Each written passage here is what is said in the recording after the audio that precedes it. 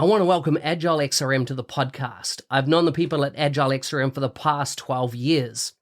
I've seen how their business process management tool can add massive value to complex organizational processes in sectors such as finance and government.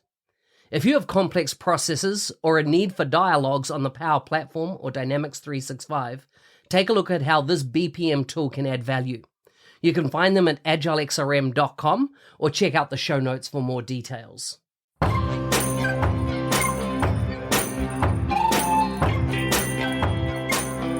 Welcome to the MVP Show.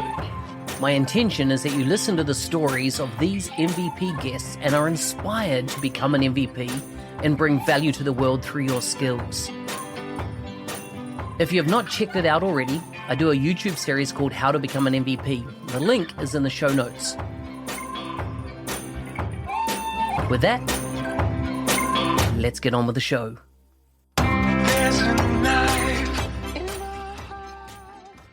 Today's guest is from Madrid, Spain. Not originally, but let's unpack that. Llambí, I'll get her to correct it for me, is on the show with me today. She works as a technical architect for KPMG. She's in her second year as a MVP. She loves technology, digital transformation, has a great passion for things such as public speaking, politics, and dancing. Awesome. As a lover of oratory, rhetoric, and participant in debates, competition during her university days. So I can imagine she would be quite fierce in an argument. You can find her on Twitter. I'll let her tell you what her Twitter handle is and her blog website. Maria, welcome to the show. Hi, Mark. I must say, I know how difficult it is to pronounce my name. So it's like a typical Catalan surname. But yeah, nice to be here. How are you? Good. So tell us what your name is properly. Yes. So my full Spanish name, I know that you already had some Spanish colleagues in the show. So my full name is María del Mar Llambí Morillas. So I have middle name and two surnames. That is so cool. It's so musical. Yeah. I mean, I spend a lot of time I love it. with my name every time I have to say it, but it's really nice. So it's so good to have you on the show. And obviously, if you're in Madrid, you didn't originate from Madrid if you have a Catalan name. So tell us a bit about food, family, and fun, that kind of like everything you do that's not related to work. Yes. So I come from a small city near Barcelona. I must say it could be Barcelona, a really nice coastly city. So I spent all my summers near the beach. So it was really nice. I come from a really Catalan family. So my surname is Catalan. And I must say that the Spanish was not my mother tongue. So it means that I had to learn it at school. And I start studying, at the university in Barcelona. So there is where I got my software engineering degree.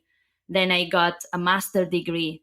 And I became crazy. So I moved to Germany for work. So I've been there 3 years. And then when I realized I wanted to come back is when I decided to go to Madrid. I love eating. I love Spanish food. I must say I'm a really big fan of wine, of tapas, and going out with my friends. And you're right, I also love dancing. So I could spend all day long dancing, but I have to work. Yeah. How do you find the heat of Madrid? It's so hot there. You know, as I've been there when it's been incredibly hot. How do you live with that heat? Yeah, that's true. In winter, the weather, it's a really cold weather. So you have really low temperatures. I was really used to Barcelona to have a middle weather where, when in winter it's not so cold, in summer it's not so hot. But in Madrid, they really live in extremes. In summer, it's so hot. People don't go outside. It's really hot. You can reach the 45, 48 degrees every day. It's amazing, but I mean, you just stay at home with your conditioned air and your fan, and you just look for the autumn days and the winter. But yeah, it's a really hot and warm weather. Before living in Madrid, I didn't know it was so hard. Yeah. Yeah. So true. So true. So tell me about, you've talked about university and getting into technology. How did you find your pathway that led into business applications? Power platform, Wow. Yeah, dynamics, that type of thing. there is not an easy story behind. I mean, the story is quite long. Everything started when I was 11 years old, and I start doing some web pages with HTML, CSS. In my family, they are really tech passionate, so I was always in touch with the technology. And I start being a full stack developer. I never realized I could be a consultant, such a this kind of job. I started as the full stack developer, and then I started working by a company as a C# developer. They've been doing extensions for Project Server and for SharePoint Server. It was 2007 and 2013 versions, and I really love it. I loved how Microsoft, I had no clue how Microsoft was really focused on the business solutions and how they were bringing real value on it. And it was the story after that. It was really smoothly. I started working with Power Apps when everything cracked out. I started working with Power Automate, and then I realized, okay, Mar, you need to get into dynamics. So that's going to be your future for sure. And then I remember like 4 years ago, I started with the CRM by myself because I was still working as a SharePoint developer. So I started doing things by myself, installing CRM, watching videos.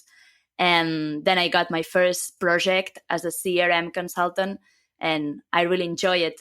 And then is when I realized I want this to become my main path. And now look at me. I'm a technical architect. I work with really big projects, implementing dynamics and extending the data sources with Asia. And I really love it. I really love it. Mm. That is so cool. What type of industries do you build projects for? Is it like in the financial sector, or what? What's your experience been on from an industry perspective? So before KPMG, I worked a lot with defense, so military companies, because I was living in Germany, and there are a lot of them in Germany, and also with retail and finance. So this was the three main companies. And when I moved to Madrid, I started focusing myself in energy. So here in Spain, we have Repsol, we have really big energy companies. And that's my main focus right now. So I did some financial small projects, but I really love energy because they have a passion way how to see the digital transformation, because they know that they have to be they have to be leads on that kind of transformation in terms of big databases, AI analytics. So I focus myself on this industry. Wow, this is amazing. This is amazing. So what do you do from a community engagement perspective, right? Because as MVPs, we do stuff that makes the wider community better. We help people as much as we can. We offer our skills to that community. What does that mean for you? What's your special, what's your niche that you have created that you are that you do for the community? If you ask me, what's your main community topic, I'm going to say I love to participate in conferences and to spread about Power Platform. I think I focus myself a lot in governance because of my job. I have to work with really enterprise projects. But in terms of pure community, I love to put something different on it. So, for example, we have a YouTube program, a monthly program. It's called Power Quiz. We do like an online quiz where people of everywhere in Spain they connect with us, and we have some prizes, and people participate answering some questions. And we are doing community. We are spreading about Power Platform. We are teaching about Power Platform, but in total different way. I think that there are many ways how you can educate. So you can educate doing video blogs and doing typical conferences, tech conferences. But I know that in Power Platform, there are a lot of business people that they have no clue about technology. So I really like to do it like a game, like if something fun it's behind everything. So if you watch out any of my conferences, you will see that all my demos, everything I do on my blog, it has a different touch. I try to do it. I try to make it funnier as it is. So I think it helps to understand how everything works. Yeah, this is awesome. And do you do everything in Spanish? No, normally everything related with blog posts and video blogs, I try to do it in Spanish because I think that we still don't have a lot of content about Power Platform. But I do participate in a lot of conferences worldwide in English. So I will be in the Scottish Summit this June. I will be there. I was today in the Teams Nation, the conference about Microsoft Teams. So I really like to get in touch with the international community as well.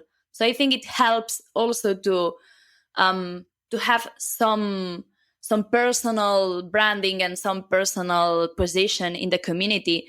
But my main focus will always be the Spanish community and the female community. That's my second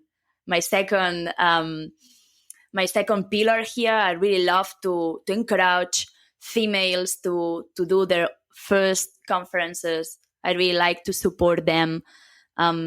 So to give them more visibility, like this woman in tech that have been always in the shadow. So trying to put them in the light. This is good. This is good. Now, I have and it's all around this area, is that I just had somebody reach out to me in the community, and they're aspiring, to becoming an MVP at some point. They are located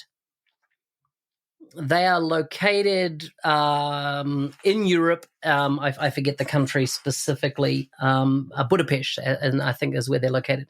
And so one of the things that that came up is that they said, there's nobody in our community doing anything in their language. And, should I only be, running events in English? Should I only be blogging in English and that type of thing? And of course, I've got a lot of other Spanish MVP friends that I've met over the years and stuff. And what I've loved about the Spanish community is that very early on, they did everything in Spanish, right? We're not doing it in English, we're doing it in Spanish. And I think that there's a need for more cultures and languages for the stuff that we do to be told in the native speaking languages of those cultures and those countries that are represented. What's your thoughts? Totally. So I couldn't be, totally aligned with you. Of course, it should be always content in English. So that's the major spoken language. I think that also in technology, everything is in English. So it's natural to have content in English. However, if you want people to get closer, if you want really to help people to educate, if you want them to make easier the learning path, it will always be better if you do it in their native language. So, of course, English is a really nice language. And of course, there are many people who can speak English. But at the end, how you think, how you transform, how you improve yourself, it's always in your mother tongue. So I think that it's also something rich in the community if you bring content in your mother tongue, because you're doing something different. And I'm sure that it will be someone in your country that will be really grateful that you did it in your mother tongue. And at the end, it's content. And as more content as we have, as many people we can reach and as many people we can help. So totally agree. Yeah. Excellent. Any advice that you would give to people just touching the Power Platform for the first time? They've come across it.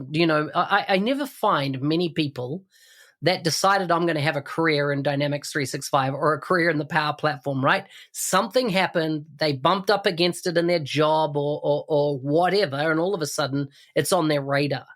What are kind of those initial steps that you recommend they do to start stretching their Power Platform muscles, or putting their dancing shoes on with the Power Platform and really getting involved?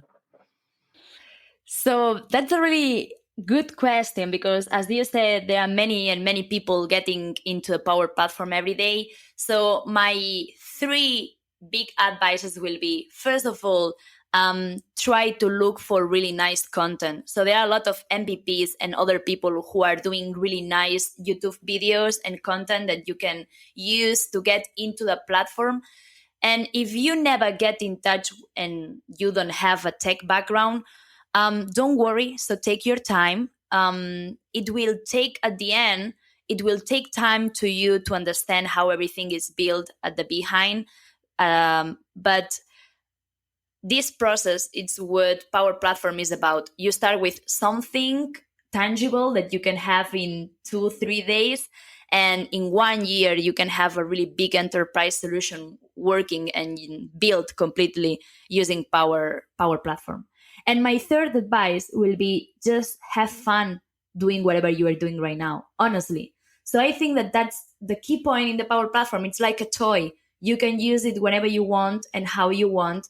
So try to discover it. Don't get angry if something doesn't work as it should be. It's always like this in technology. But just put your passion, put your time, and everything will come. But my first recommendation, it's always the same. Look for really nice YouTube blogs content, because there are plenty of them. There are plenty of instructors. And I think that's the key thing. That's the key point here. Awesome. Okay, let's wrap up. I want you to, a couple of things. Where can people find you on Twitter? What's your Twitter handle?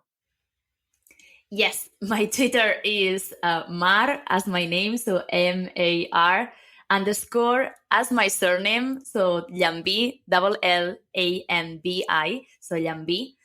And yeah, so reach me. I'm a person who really loves to get in touch with people. So I receive mounts of emails every week. I really love to solve troubles and questions. So just reach me if you need anything. Ma, thank you so much for coming on the show. Thank you, Mark, for having me. It was a pleasure, really.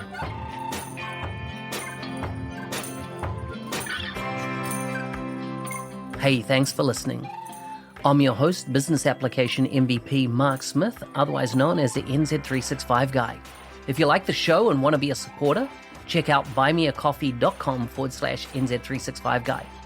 Thanks again, and see you next time.